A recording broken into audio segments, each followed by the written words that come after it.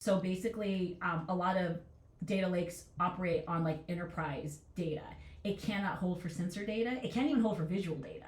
And so what we recognize is a huge opportunity to upgrade data lakes where all these different things we've invented, even agentic data, AI data exhaust, what some people call dark data, how do we get all of that into one place to keep up with all these new technologies that we're generating data from, so then we can go from there when it comes to AI and simulations.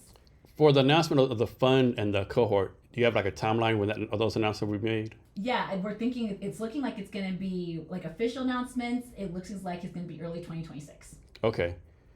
And then and so you say you're going to have 3 to 5 companies in the cohort, right?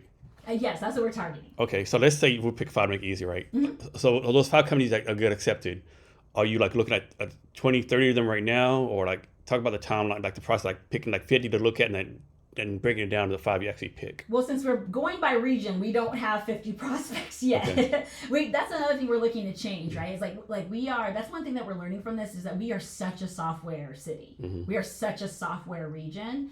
And where you do start getting outside of software, you really are fully in the world of biotech. Mm. Like you're in the world.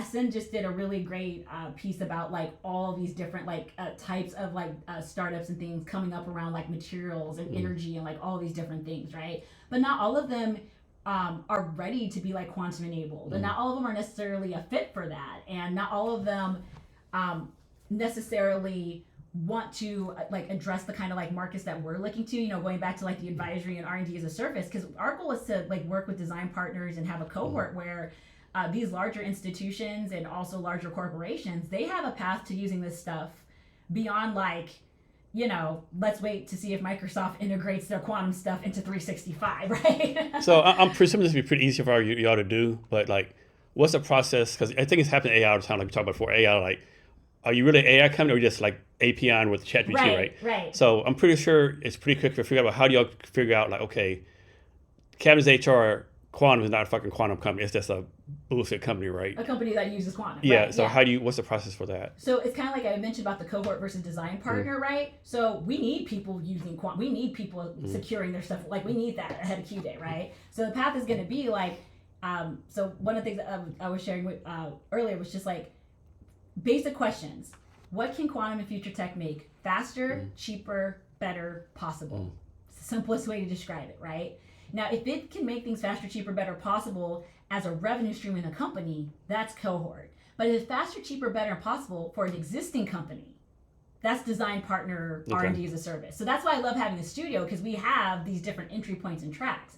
Not everybody's going to want to put a whole company around, nor does it make sense to put a whole company around these things. But this is where white label solutioning and IP that could go help a whole lot of people on the advisory side.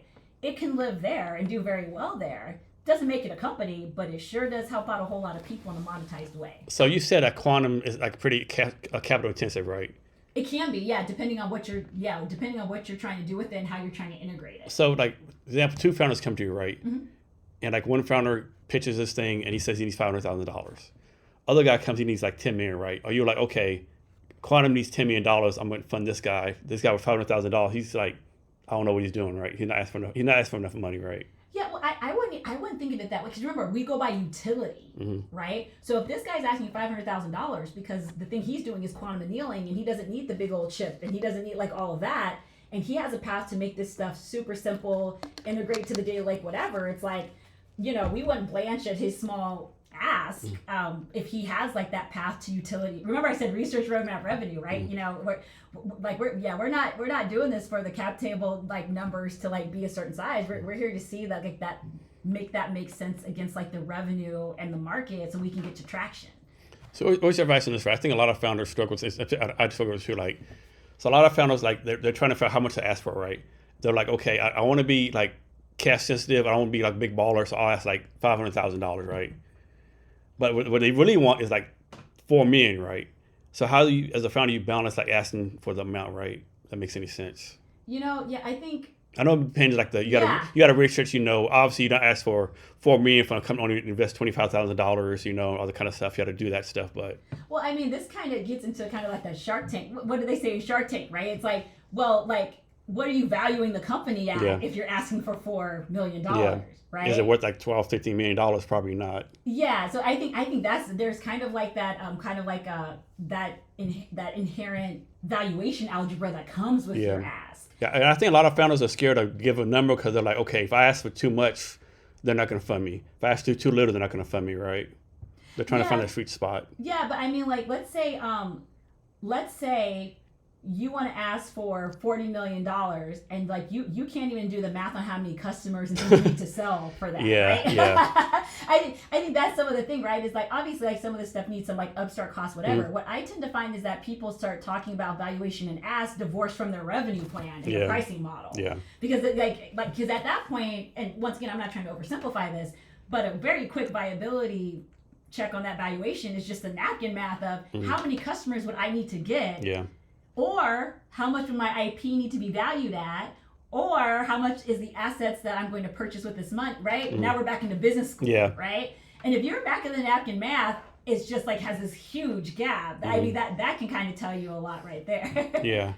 So next question. Tell us something about yourself that you're proud of, but no one knows about it, right? It's not on LinkedIn, not on your resume. Maybe you're like your close friends, your parents, like your close inner circle know, but pretty much like 99% of the people that know you don't know this about you, but you're very proud of this. I think I may have mentioned it earlier about how I had all my kids at home with midwives. Okay, that's it. Yeah, that would be the one. And mainly because, not because I'm like She-Ra, like I'm so tough, but because in 2008, 2009, when my then husband and I were expecting my daughter, I had just graduated from Ohio State. He graduated from Ohio State, top of his class in mechanical engineering, and we had both had internships, and we were like, we did we're the everything right people, but it's 2008, 2009. So he gets laid off twice our first year of marriage. And the second time he got laid off, I was expecting our daughter, and a lot of people forget that before Obamacare and the Affordable Care Act, pregnancy was a pre-existing condition. So he had made too much money. I had just graduated, but he had made too much money for us to qualify for any sort of aid, help, anything. And so the way I ended up having my kids with midwives, it was really kind of a failure of our system.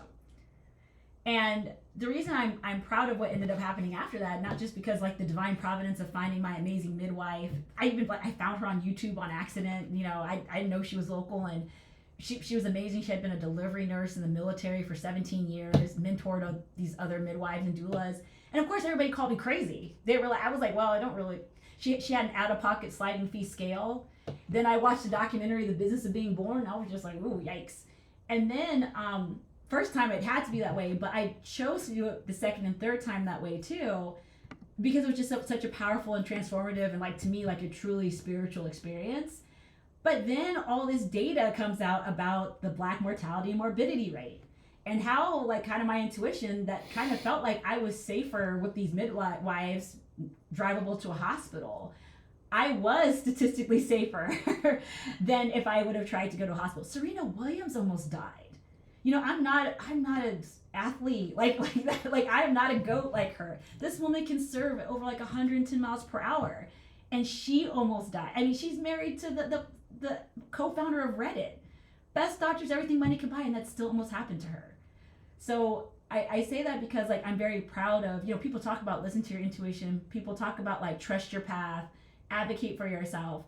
And I did all those things, and I was called crazy in every which way. And not only did I have those amazing experiences that put me in touch with my power and resilience that like literally nothing and no one can take away from me, but I managed to be an outlier in a system that is actually very dangerous for people like me to give birth in. So I have to imagine you have a lot of people reaching out to you about different things, pitching, quantum, blah, blah, blah. And like, how do you like decipher like, okay, this person's batshit crazy, this person I need to talk to, like how do you do that?